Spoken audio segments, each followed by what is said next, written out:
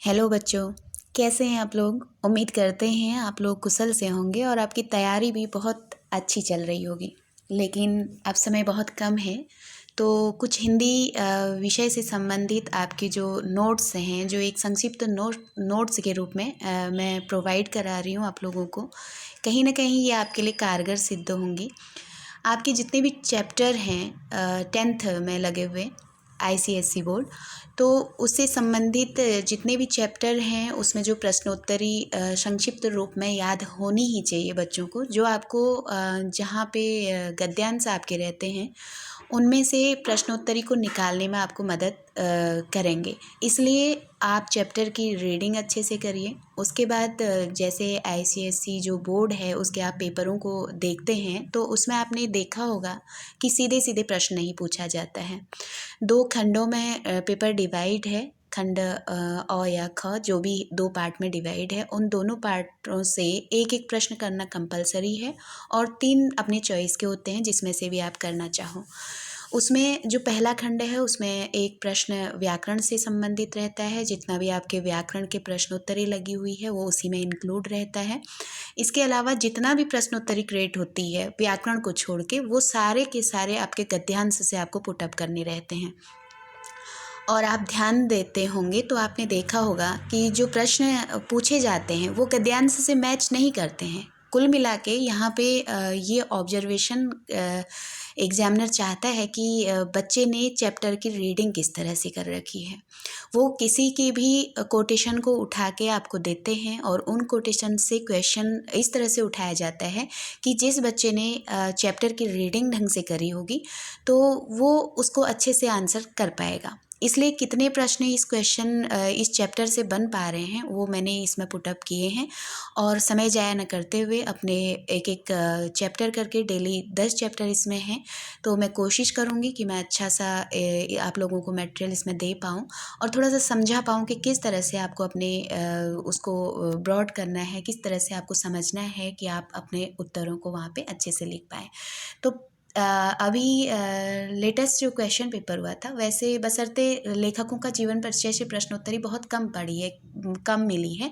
मैंने जो 10 साल के आपके प्रश्नोत्तरी रही है उसमें से देखा है, तो उसमें जीवन परिचय से संबंधित प्रश्न नहीं पूछा गया है। लेकिन जो टीचर्स के द्वारा अभी प्री बोर्ड कराया गया है उसमें पूछा गया है कि लेखक का जीवन परिचय, तुलसी का खासकर जीवन परिचय पूछा गया था। तो आप इसको स्किप नहीं कर सकते हैं। आप जिस चैप्टर को पढ़ रहे हैं उसमें थोड़ा बहुत जानकारी आपको लेखक के बारे में होनी चाहिए, ताकि अगर प्रश्न पूछ लिया जाए तो ये ज़रूरी नहीं है कि प्रीवियस ईयर्स के एग्ज़ाम में वो प्रश्न नहीं आए हैं और वो आपको नहीं पढ़ना है। आप मोटा मोटा तौर पे लेखक के बारे में जानते रहिए कि कौन सी चीज़ें, 2-4 बातें उनके बारे में जो महत्वपूर्ण हैं, उनको अगर आप जान लेते हैं तो आप एक अच्छा खासा प्रश्न उस पर क्रिएट कर सकते हैं। तो इसी तरह से हम थोड़ा थोड़ा लेखक परिचय को जानते हुए कि इन्होंने कौन सा चैप्टर लिया है तो उनके साथ पढ़ते हैं। पहले रीडिंग कर लेते हैं, फिर उनसे संबंधित जो महत्वपूर्ण प्रश्न बन सकते हैं उनको भी देखेंगे। आइए पढ़ते हैं। सुदर्शन सुदर्शन जी की जो चैप्टर कहानी यहाँ पे लगी है वो है बात अठन्नी की। तो सुदर्शन जी का थोड़ा सा जीवन परिचय देखिएगा। सुदर्शन जी का वास्तविक नाम बद्रीनाथ था। ये पॉइंट आपको नोट करना है कि इनका वास्तविक नाम क्या है, बद्रीनाथ है। इनका जन्म सियालकोट, ये सियालकोट में जन्मे हैं और वो भी वर्तमान पाकिस्तान में है। सन 1895 में हुआ है। तो जिन मैं अंडरलाइन कर रही हूँ ये मोस्ट इम्पोर्टेंट बातें हैं जो आपको ध्यान में रखनी है, ठीक है। सुदर्शन जी का वास्तविक नाम बद्रीनाथ था। इनका जन्म सियालकोट वर्तमान पाकिस्तान में सन 1895 में हुआ था। इन्होंने उर्दू में प्रकाशित होने वाले दैनिक पत्र आर्य गजट के संपादक के रूप में कार्य किया है। मुंबई में 16 दिसंबर 1967 को इनका निधन हो गया। इनका दृष्टिकोण कैसा था, सुधारवादी था। इनकी पहली कहानी हार की जीत थी जो 1920 में सरस्वती पत्रिका में प्रकाशित हुई थी। पुष्पलता, सुप्रभात, सुदर्शन सुधा, पनघट इनके प्रसिद्ध कहानी संग्रह तथा परिवर्तन, भागवंती, राजकुमार सागर इनके प्रसिद्ध उपन्यास हैं। सुदर्शन की भाषा सहज, स्वाभाविक, प्रभावी तथा मुहावरेदार है। सुदर्शन को गद्य और पद्य दोनों में महारत हासिल थी। आपने अनेक फिल्मों की पटकथा और गीत भी लिखे थे। तो ये कुछ बातें हैं सुदर्शन के संदर्भ में। अगर पूछ लेते हैं, बस जो नीली लाइन से अंडरलाइन दिख रहा है आपको, इतने तथ्य आपको अगर याद हैं तो आप एक जीवन परिचय के रूप में सुदर्शन का वहाँ पे दे सकते हैं। अब इनके द्वारा लिखी हुई कहानी को पढ़ते हैं, आइए देखिए। बात अठन्नी की। रसीला इंजीनियर बाबू जगत सिंह के यहाँ नौकर था। 10 रुपये वेतन था। गांव में उसके बूढ़े पिता, पत्नी, एक लड़की और 2 लड़के थे। इन सबका भार उसी के कंधों पर था। वह सारी तनख्वाह घर भेज देता, पर घर वालों का गुजारा न चल पाता। उसने इंजीनियर साहब से वेतन बढ़ाने की बार बार प्रार्थना की, पर वह हर बार यही कहते, अगर तुम्हें कोई ज्यादा दे तो अवश्य चले जाओ, मैं तनख्वाह नहीं बढ़ाऊंगा। ये वह सोचता, यहाँ इतने सालों से हूँ, अमीर लोग नौकरों पर विश्वास नहीं करते, पर मुझ पर यहाँ कभी किसी ने संदेह नहीं किया। यहाँ से जाऊँ तो शायद कोई 11-12 दे दे, पर ऐसा आदर न मिलेगा। जिला मजिस्ट्रेट शेख सलीमुद्दीन इंजीनियर बाबू के पड़ोस में रहते थे। उनके चौकीदार मियाँ रमज़ान और रसीला में बहुत मैत्री थी। दोनों घंटों साथ बैठते, बातें करते। शेख साहब फलों के शौकीन थे। एक दिन रमजान ने रसीला को उदास देखकर कारण पूछा। पहले तो रसीला छिपाता रहा, फिर रमजान ने कहा, कोई बात नहीं है तो खाओ सौगन। रसीला ने रमजान का हट देखा तो आंखें भर आई। बोला, घर से खत आया है, बच्चे बीमार हैं और रुपया नहीं है, तो मालिक से पेशगी मांग लो। कहते हैं 1 पैसा भी न दूंगा। रमजान ने ठंडी सांस भरी। उसने रसीला को ठहरने का संकेत किया और आप कोठरी में चला गया। थोड़ी देर बाद उसने कुछ रुपए रसीला की हथेली पर रख दिए। रसीला के मुंह से एक शब्द भी न निकला। सोचने लगा, बाबू साहब की मैंने कितनी सेवा की, पर दुख में उन्होंने साथ न दिया। रमजान को देखो, गरीब है, परंतु आदमी नहीं देवता है, ईश्वर उसका भला करे। रसीला के बच्चे स्वस्थ हो गए। उसने रमजान का ऋण चुका दिया। केवल 8 आने बाकी रह गए। रमज़ान ने कभी भी पैसे न मांगे, फिर भी रसीला उसके आगे आंख न उठा पाता। एक दिन की बात है, बाबू जगत सिंह किसी कमरे में बात कर रहे थे। रसीला ने सुना, इंजीनियर बाबू कह रहे थे, बस 500, इतनी सी रकम देकर आप मेरा अपमान कर रहे हैं। हुजूर मान जाइए, आप समझे आपने मेरा काम मुफ्त किया है। रसीला समझ गया कि भीतर रिश्वत ली जा रही है। सोचने लगा, रुपया कमाने का यह कितना आसान तरीका है। मैं सारा दिन मजदूरी करता हूँ, तब महीने भर बाद 10 रुपये हाथ आते हैं। वह बाहर आया और रमज़ान को सारी बात सुना दी। रमज़ान बोला, बस इतनी सी बात? हमारे शेख साहब तो उनके भी गुरु हैं। आज भी एक शिकार फंसा है, 1000 से कम तय न होगा। भैया, गुनाह का फल मिलेगा या नहीं यह तो भगवान जाने, पर ऐसी ही कमाई से कोठियों में रहते हैं, और एक हम हैं कि परिश्रम करने पर भी हाथ में कुछ नहीं रहता। रसीला सोचता रहा, मेरे हाथ से सैकड़ों रुपए निकल गए, पर धर्म न बिगड़ा। एक एक आना भी उड़ाता तो काफ़ी रकम जुड़ जाती। इतने में इंजीनियर साहब ने उसे आवाज़ लगाई। रसीला दौड़कर 5 रुपये की मिठाई ले आ।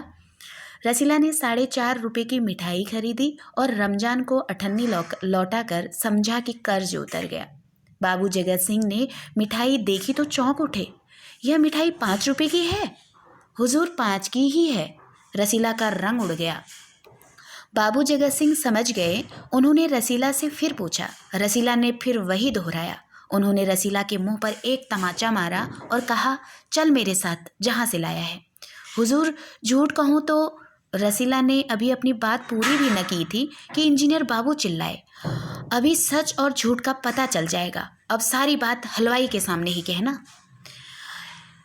अब कोई रास्ता न बचा था। वह बोला, माई बाप, गलती हो गई, इस बार माफ़ कर दें।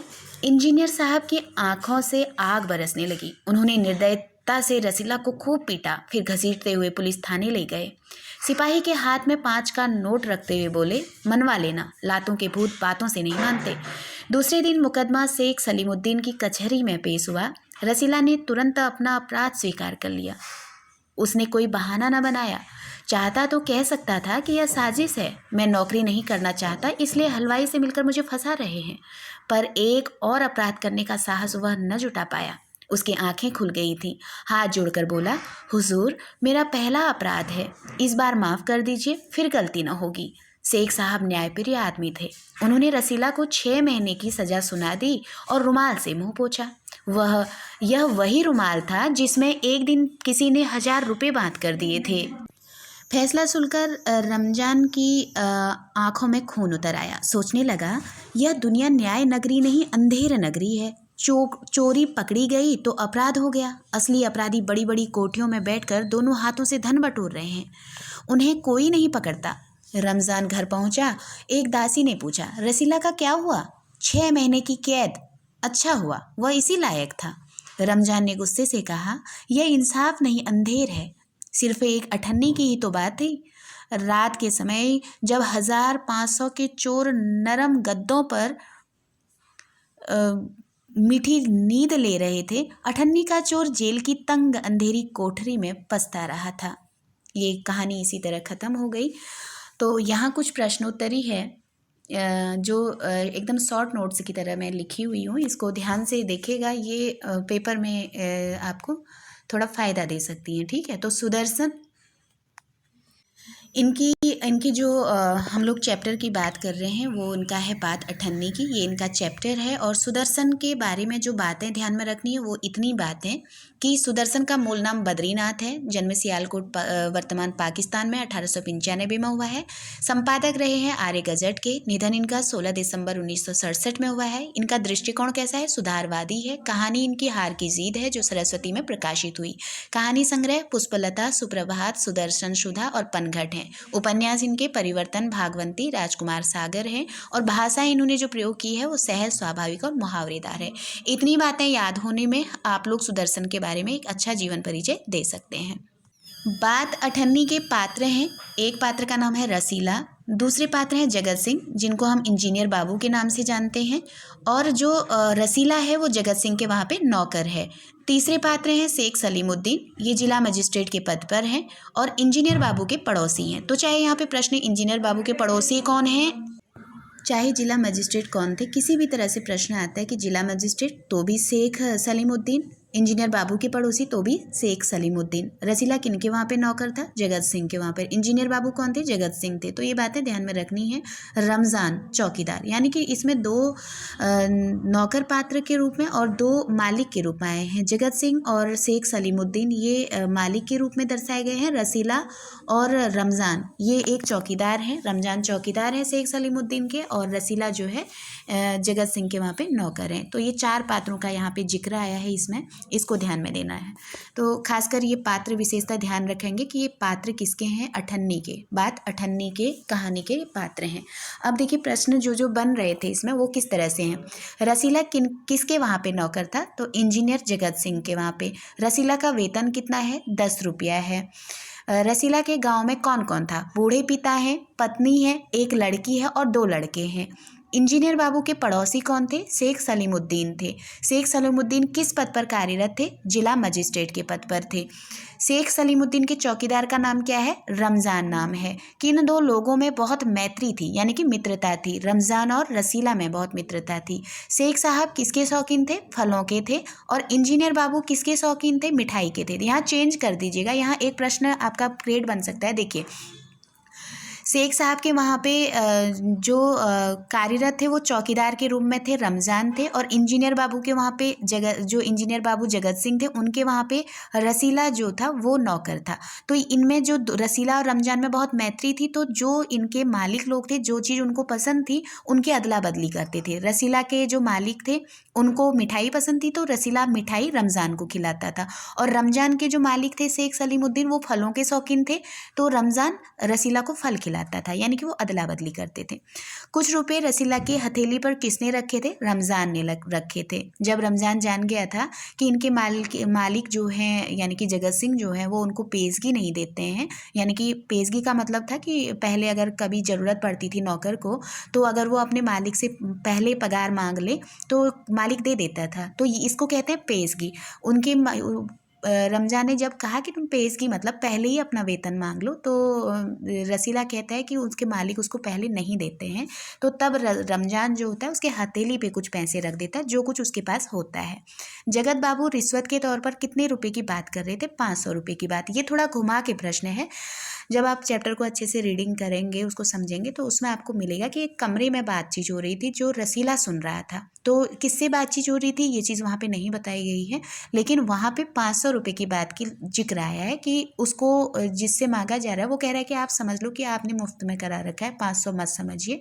तो ये एक तरह से रिश्वत की बात हो रही थी। तो 500 की बात जगत बाबू ने रिश्वत के तौर पर की थी। कमरे में रिश्वत से संबंधित बात किसने सुनी थी? तो ये बात सुनी थी रसीला ने। रसीला ने सारी बात रमजान को सुनाई। तो उसने शेख द्वारा कितनी रिश्वत तय होने की बात की। मतलब जब रसीला ने ये बात सुनी थी कि रिश्वत ले रहे हैं, तो रसीला के लिए भले ही नई बात थी, लेकिन जो शेख सलीमुद्दीन थे, उनके वहाँ पे जो चौकीदार रमजान काम करता था, उसको ये बातें पहले से पता थी। वो कहता है, जब रसीला उसको बातें बताता है रमजान को, तो रमजान कहता है कि अरे इसके भी गुरु हैं। कौन? शेख सलीमुद्दीन। मतलब तुम्हारे जगत सिंह के भी गुरु हैं, वो 500 लिए हैं, ये तो 1000 ले लेंगे, 1000 तक बात नहीं करेंगे। तो वो आज ही की बात को दर्शाते हुए कहते हैं, आज ही एक लोग फंसे हुए हैं, वो उनसे लगभग 1000 तक का सौदा करेंगे। इस तरह से उन्होंने 1000 की रिश्वत की बात की है। ठीक है। तो रसीला ने सारी बात रमजान को सुनाई। तो उसने शेख द्वारा कितनी रिश्वत तय होने की बात की? तो 1000 तक की बात की है। इंजीनियर साहब ने कितने रुपए की मिठाई मंगाई थी? 5 रुपए की मिठाई मंगाई थी। रसीला कितने रुपए की मिठाई लाया और ज़्यादा पैसे का उसने क्या किया था? तो उसने जब ये रिश्वत वाली घटनाएं, तो दिमाग डाइवर्ट होता है किसी का भी, जब उसको पता चला कि ये बड़े लोग इसलिए बने हैं कि ये खुद ही रिश्वत ले रहे हैं। तो जैसे उससे 5 रुपए की मिठाई मंगाई, तो उसके दिमाग में भी ये विचार आया कि वो भी क्यों ना 4.5 रुपए की मिठाई ले जाए, जो अठन्नी उसको कर्ज चढ़ी हुई है रमजान की, वो उसको दे दे। तो यही काम उसने किया। 4.5 की मिठाई ली। मिठाई खरीद के साहब नहीं जान पाएंगे जगत सिंह, ये सोचा, और जो अठन्नी बची थी 50 पैसा, वो उसको रमजान को दे करके अपने आप को कर्ज से उसने मुक्त समझा। तो यहाँ पे उसने 4.5 की मिठाई ली थी। इसको ध्यान में रखिएगा। आगे देखते हैं। इंजीनियर साहब ने रसीला को सजा दिलाने के लिए सिपाही को कितने रुपए दिए? देखिए जगत सिंह कितने, मतलब यहाँ पे उनकी क्रूरता को दर्शाया गया है कि वो 50 पैसे के लिए बच्चे को सजा देने के लिए इतने आतुर थे कि उनको 5 रुपए का नोट, जो 50 पैसे के लिए, केवल बात अठन्नी की है, उस 50 के लिए उन्होंने 5 का नोट खुवा दिया है उस सिपाही को, ये मनवाने के लिए कि इसने मतलब इसको सजा देनी ही देनी है, इसका अपराध तो कबूल करवा के इसको सजा दो, क्योंकि इसने अठन्नी क्यों चुराई है। भले ही उनको 5 रुपया अपना गंवाना पड़ा, उन्होंने सिपाही को कितने दिए थे? 5 रुपये दिए थे। मुकदमा किसकी कचहरी पे पेश हुआ? हम पहले ही पढ़ चुके हैं कि मजिस्ट्रेट कौन थे, तो स्वाभाविक सी बात है शेख सलीमुद्दीन के कचहरी में ये जो रसीला था, इसका मुकदमा पेश हुआ था। शेख साहब ने रसीला को कितनी सज़ा सुनाई थी? वो उनकी उदारता दिखाया, क्योंकि जो रसीला था उसने अपना अपराध स्वीकार कर लिया था।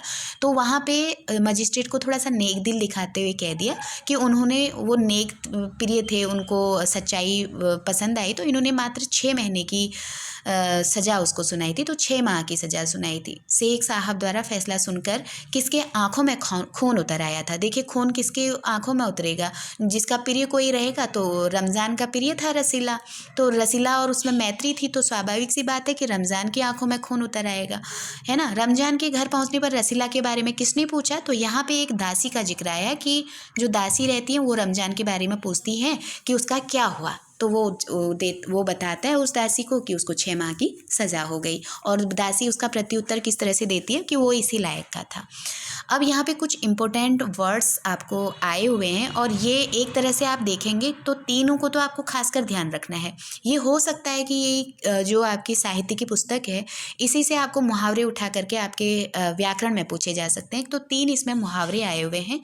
एक है रंग उड़ना, यानी कि घबरा जाना। आप अभी इसको, ये केवल अर्थ के तौर पे हम लोग याद रखेंगे कि पेशगी का मतलब होता है कि जब कोई चीज़ आपका महीना पूरा नहीं हुआ है और उससे पहले आप किसी मालिक से धन मांग ले रहे हैं। ये एक ही क्षेत्र पे नहीं है कि नौकरी मांगे, ऐसा नहीं होता है। किसी भी चीज़ में पेशगी का मतलब होता है किसी चीज़ में कार्रवाई होने से पहले दिया जाने वाला। तो यानी कि यहाँ पहले पैसा मांगने वाली बात आई है, पहले दिया जाने वाला धन के लिए पेशगी शब्द आया हुआ है। ऋण आपको पता होगा, ऋण देना मतलब कर्ज देना, ऋण का मतलब होता है कर्ज। ठीक है। आगे ये 3 आपके बहुत मोस्ट हैं, ये मुहावरे हैं, हो सकता है कि व्याकरण में उठा के इनको दे दें, तो ये आपके साहित्य की पुस्तक में आए हुए मुहावरे हैं और व्याकरण वाले पोर्शन को कवर करते हैं, इसलिए इनको खासकर ध्यान रखेंगे। रंग उड़ जाना यानी कि घबरा जाना, ठीक है।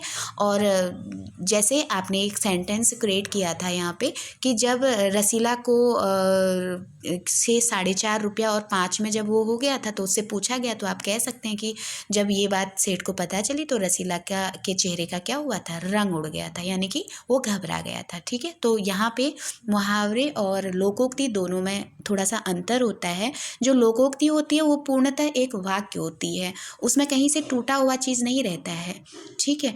आप वहाँ पे पूरा एक पूरा वाक्य जब बोलेंगे तो वो लोकोक्ति होती है, और अक्सर ये हमारे बूढ़े बुजुर्गों द्वारा प्रयोग में की जाती है, जो लोक में प्रचलित होती है, उसको लोकोक्ति कहा जाता है।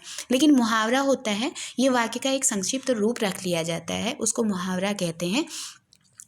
तो यहाँ पे घबरा जाना आप अर्थ देंगे, और अर्थ के बाद तुरंत आप किसी को भी इंडिकेट करके कह सकते हैं कि उन्होंने ये गलत कार्य किया था, तो जिसके भनक किसी और को लगे, जब उससे पूछा गया तो उसके चेहरे का रंग उड़ गया। आप किसी भी नाम पात्र का नाम रख के यहाँ पे क्रिएट कर सकते हैं।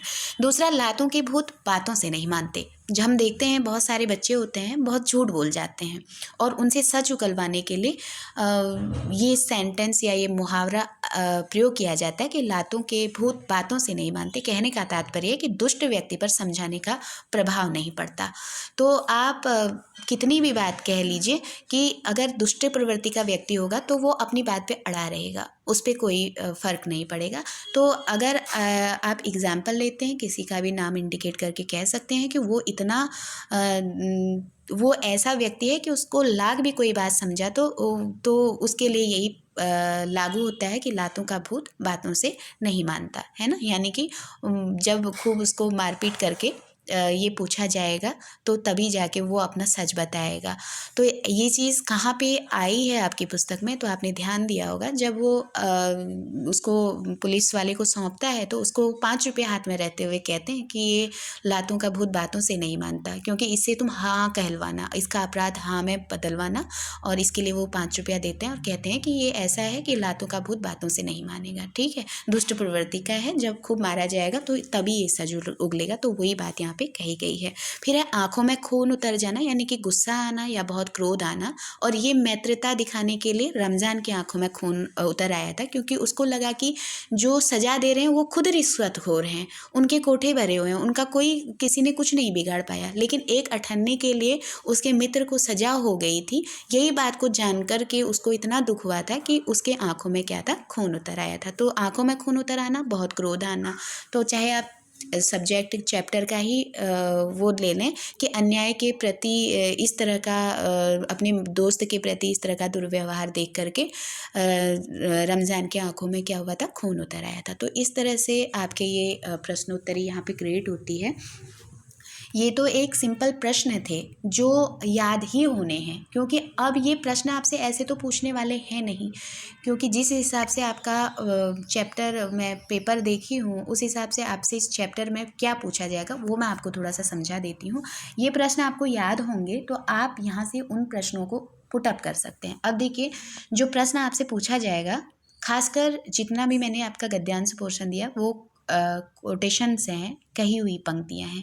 जैसे आपको उठा के दे सकते हैं, यहाँ ध्यान दीजिएगा, ये आई है, अगर तुम्हें कोई ज़्यादा दे तो अवश्य ले जाओ, मैं तनख्वाह नहीं बढ़ाऊंगा। ये पंक्ति आपको दे के पूछ सकते हैं। अब इसमें से 3-4 प्रश्न पुटअप कर सकते हैं कि अब यहाँ आपको ना ये कोटेशन देख करके आपको ये बातें याद आनी चाहिए कि इसके ऊपर पहले तो ये कोटेशन कही किसने है ना। तो अगर तुम्हें कोई ज़्यादा दे तो अवश्य चले जाओ, मैं तनख्वाह नहीं बढ़ाऊंगा, पहले ये किसने कहा था, तो ये जगत सिंह ने कहा था, रसीला को कहा है। ये बात आपको, हर कोटेशन वाली बातें आपको पता होनी चाहिए, तभी आप उसके आगे पीछे की बातों को जोड़ पाएंगे और वहीं से प्रश्न आपके पुटअप होंगे, ठीक है। तो अगर तुम्हें कोई ज़्यादा दे तो चले जाओ, अवश्य चले जाओ, मैं तनख्वाह नहीं बढ़ाऊंगा। अब इससे संबंधित कुछ प्रश्न आगे पीछे से उठाए जाएंगे, ठीक है। तो यहाँ हो सकता है पूछ ले कि ये किसके कितने पुत्र और पुत्रियां हैं, या इसका वेतन कितना देते थे, और ये किसके संदर्भ में ये कोटेशन कही गई है, तो ये किसने कही है, तो जगत सिंह के द्वारा कही गई है, किसको कही गई है, तो रसीला को कही गई है। तो यहाँ पे एक कोटेशन ये है। दूसरा कोटेशन है, कोई बात नहीं है तो खाओ सौगंध। ये कोटेशन किसका है, तो ये रमज़ान का है, रसीला से। अब अगला कोटेशन आपको ये वाली ध्यान रखनी है। तो जितनी भी कोटेशंस हैं इनको आप कवर करेंगे, इनसे आगे पीछे आपको बातें पता होनी चाहिए। कोटेशंस के यहीं से प्रश्न पुटअप होंगे। तो मालिक से पेशगी मांग लो, कहते हैं एक पैसा नहीं दूंगा। दो कोटेशन से आई हैं, दोनों को पूछ सकता है कि किसने कहा है। तो मालिक से पेशगी मांग लो, ये बात कही है रमज़ान ने रसीला से। कहते हैं एक पैसा नहीं दूंगा, ये रसीला कहता है रमज़ान से। तो यहाँ ध्यान होना है, और इससे ऊपर नीचे आप देखेंगे तो आपको समझ में आ जाएगा। आगे देखिए, एक कोटेशन यहाँ पे है, घर से खत आया है, बच्चे बीमार हैं और रुपया नहीं है। ठीक है, अब जैसे यहाँ पर पता है आपको कि कैसे आपसे प्रश्न पूछेंगे। थोड़ा सा आपको एक लाइन में इन्वर्टेड कॉमा दे दिया जाएगा कि घर से खत आया है, बच्चे बीमार हैं और रुपया नहीं है। पहले तो पूछ लेगा कि ये किस पाठ्य पुस्तक से ये पंक्ति ली गई है। तो आपसे हो सकता है पाठ्य पुस्तक से पंक्ति है तो आपके दिमाग में झट से आना चाहिए कि ये तो रसीला कहा था, तो ये बात अठन्नी से है ना। तो पूछ ले कि बात अठन्नी के राइटर कौन है, तो सुदर्शन है। अब पूछ लेगा कि घर से खत आया है, बच्चे बीमार हैं, यहाँ बच्चे बीमार हैं, तो पूछ लें कि रसीला के कितने बच्चे थे। तो यहाँ पे एक लड़की और दो लड़के आपको याद होना चाहिए, क्योंकि यहाँ बच्चे बीमार हैं पूछा है, तो बच्चे कितने थे उसके पास। एक हम जो पहले ही पढ़ चुके हैं कि इसका दो लड़का और एक लड़की था, यहाँ आप लोग देखे होंगे, है ना। तो बच्चे बीमार हैं, बच्चों से क्या तात्पर्य, कितने बच्चे थे रसीला के पास, तो दो लड़के थे, एक लड़की था। साथ में पूछ रहे उनका परिवार कितना था, तो एक पिता था बूढ़ा और एक पत्नी थी, एक लड़की थी और दो लड़के थे। ये हो सकता है इसमें, है ना। और ये घर से खत आया है, बच्चे बीमार हैं और रुपया नहीं है, ये किससे कहा था, तो रसीला ने रमज़ान से कहा था। ठीक है, तो ये चीज़ें थोड़ा सा आगे पीछे पूछ रहे हैं, तो कोटेशंस खासकर आप ध्यान देंगे। अब एक अगली कोटेशन यहाँ पे आई हुई है, बाबू साहब की मैंने इतनी सेवा की पर दुख में उन्होंने साथ न दिया। रमज़ान को देखो गरीब है परंतु आदमी नहीं देवता है, ईश्वर उसका भला करे। पहले तो ये कथन जैसे बाबू साहब से बाबू साहब की मैंने इतनी सेवा की, ये कथन किसका है, तो ये कथन रसीला का है। और बाबू साहब इसमें कौन है, तो बाबू साहब इसमें जगत सिंह है ना। तो किसने दुख में साथ नहीं दिया था रसीला का, तो जगत सिंह ने उनके दुख में साथ नहीं दिया था। और रमज़ान को देखो गरीब है परंतु आदमी नहीं देवता है। देवता शब्द किसके लिए यहाँ पे प्रयोग किया गया है, तो ये रमज़ान के लिए प्रयोग किया गया है। ये कौन कहता है, रसीला का कथन है। पूछ ले किसका कथन है, तो रसीला का ही कथन है। आगे देखेंगे, यही कोटेशन को खासकर आप ध्यान देखिएगा, क्योंकि जितना भी प्रश्नोत्तरी बना है सारे कोटेशन से बना हुआ है और छोटा छोटा कोटेशन पूछा नहीं गया है, फिर भी आप ध्यान रखेंगे। हो सकता है एक प्रश्न इसी में आ जाए कि हुजूर मान जाइए, आप समझे आपने मेरा काम मुफ्त में किया है। ये उस समय रिश्वतखोरी की बात कोटेशन के माध्यम से हो रही है। आदमी अनजान है, कौन है, लेकिन जगत सिंह से कहा जा रहा है कि जगत सिंह को उसने 500 रुपये दिए हैं रिश्वत के लिए, और वो उसको कह रहा है, अनजान आदमी जो है, हुजूर मान जाइए करके जगत सिंह को कह रहे हैं, आप समझे मेरा काम मुफ्त में किया है। ठीक है, और ये इधर जो बस 500 इतनी सी रकम देकर आप मेरा अपमान कर रहे हैं, ये जगत सिंह का कथन है। और किसको कह रहे हैं, उस अनजान व्यक्ति को कह रहे हैं जिससे वो 500 रुपये रकम ले रहे हैं। अगला कोटेशन है इसमें, रुपया कमाने का यह कितना आसान तरीका है, मैं सारा दिन मजदूरी करता हूँ तब महीने बाद 10 रुपये हाथ में आते हैं। ये कथन देखिए, 10 रुपये आ रहे हैं, रसीला काम करता है जब महीना भर तब उसको 10 रुपया मिलता है। और जो ये रिश्वत वाली बात वहाँ पे चल रही थी उसको देखकर रसीला के मन में ये विचार आया है, इसलिए ध्यान में रखिएगा। मैं सारा दिन रुपया कमाने का यह कितना आसान तरीका है, ये आसान तरीका क्या है। अब यहाँ प्रश्न पूछ सकते हैं कि रुपया कमाने का आसान तरीका किसको बताया गया है, तो जो रिश्वतखोरी हो रही है उसको आसान तरीका बताया गया, किसके द्वारा, रसीला के द्वारा। मैं सारा दिन मजदूरी करता हूँ, ये कौन कह रहा है, रसीला कह रहा है। कौन सारा दिन मजदूरी कर रहा है, तब महीने में उसको 10 रुपये मिल रहे हैं, रसीला को। ठीक है, फिर इसके बाद अगली कोटेशन यहाँ पे आ रही है, वह बाहर आया और रमज़ान को सारी बात सुना दी। रमज़ान बोला बस इतनी सी बात, हमारे शेख साहब तो उनके भी गुरु हैं। ये पूछ सकते हैं हमारे शेख साहब तो उनके भी गुरु हैं, कौन कहता है, ये रमज़ान कहते हैं। आज भी एक शिकार फंसा है, फंसा है, 1000 से कम तय नहीं हो सकते हैं कि वो जो शेख साहब थे वो किससे ज़्यादा मतलब उस रिश्वतखोरी में कितना ले लेते, तो 1000 1000 तक, है ना भैया। गुनाह का फल मिलेगा या नहीं यह तो भगवान जाने, पर ऐसी ही कमाइयों से कोठियों में रहते हैं और हम हैं कि परिश्रम करने पर भी कुछ हाथ नहीं आता। तो ये रमज़ान का कथन है, ठीक है। इसके बाद देखिए, रसीला दौड़कर 5 रुपए की मिठाई ले आ, ये किसने कहा है? ये जगत सिंह ने रसीला को बोला है, ठीक है।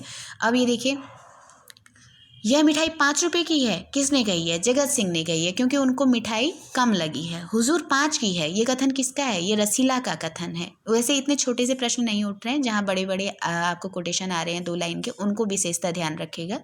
फिर इसके बाद हो सकता है एक प्रश्न के लिए पूछ लें कि हुजूर 5 की है, 5 की ही है, ये किसने कहा था? रसीला ने कहा था। फिर इसके बाद देखिए, हुजूर झूठ कहूँ तो रसीला ने अपनी बात पूरी नहीं की थी कि इंजीनियर बाबू चिल्लाए, अभी सच और झूठ का पता चल जाएगा, अब सारी बात हलवाई के सामने कहना। ये पहला वाला हुजूर झूठ कहूँ, ये रसीला का कथन है, और ये अभी सारी बात हलवाई के सामने कहना, ये कथन किसका है? तो ये जगत बाबू का है। आगे कथन है, माए बाप गलती हो गई, इस बार माफ़ कर दो, ये रसीला कहता है। फिर इसके बाद देखिए, सिपाही के हाथ में 5 का नोट रखते हुए मनवा लेना, यहाँ जो मनवा लेना शब्द है ना, ये सिपाही को इंडिकेट कर रहा है 5 रुपया देते हुए। कौन? जगत सिंह। वो कह रहे हैं कि इससे मनवा लेना, लातों का भूत है, बातों से नहीं मानेगा, यानी कि इस पर मारपीट करके, इसके कैसे भी करके इससे मनवा लेना कि इसी ने मतलब अठन्नी की चोरी की है, उसमें घपला किया है, और इनको सज़ा देना। तो ये बात है, इससे आगे पीछे आपको प्रश्न पुटअप करके दे सकते हैं। इसके बाद ये देखिए, हुजूर मेरा पहला अपराध है, इस बार माफ़ कर दीजिए, फिर गलती न होगी। ये कथन किसका है, किसके सामने का है? तो जिला मजिस्ट्रेट के सामने इन्होंने कहा है, और ये रसीला का कथन है, और आगे से गलती न होने की बात कह रहा है, ठीक है। ये इनसे है। फिर उसके बाद है कि फिर छोटे छोटे क्वेश्चन हैं, ये ऐसे पूछ सकते हैं कि एक रसीला का क्या हुआ, किसने कहा था? तो एक दासी ने कहा था। कितने माह की कैद हुई है? 6 महीने की कैद। कौन बताता है? ये रमज़ान बताता है। अच्छा हुआ वह इसी लायक है, ये कौन कहा था? ये दासी कह रही थी। ये कथन पूछ सकते हैं कि यह इंसाफ नहीं अंधेर है, सिर्फ एक अठन्नी की ही तो बात थी। ये कथन अंत में कौन कहेगा? तो ये रमज़ान का कथन है। तो जितने भी इसमें कोटेशंस आई हुई हैं, ये हूबहू जो पात्र हैं उनके माध्यम से कहलवाई गई कोटेशंस हैं। तो चैप्टर पढ़ने का मेरे कहने का उद्देश्य केवल इतना है कि आपके चैप्टर में सीधे सीधे प्रश्न नहीं आता है, जहाँ पर भी कोटेशन आई हैं उनको देखिएगा, उसी के आगे पीछे के प्रश्नोत्तरी को तैयार करिएगा, वहीं से आपको प्रश्न देखने को मिलेंगे। तो इसी के साथ आज एक चैप्टर यहाँ पे समाप्त करते हैं, कल दूसरे चैप्टर के साथ। बहुत बहुत धन्यवाद।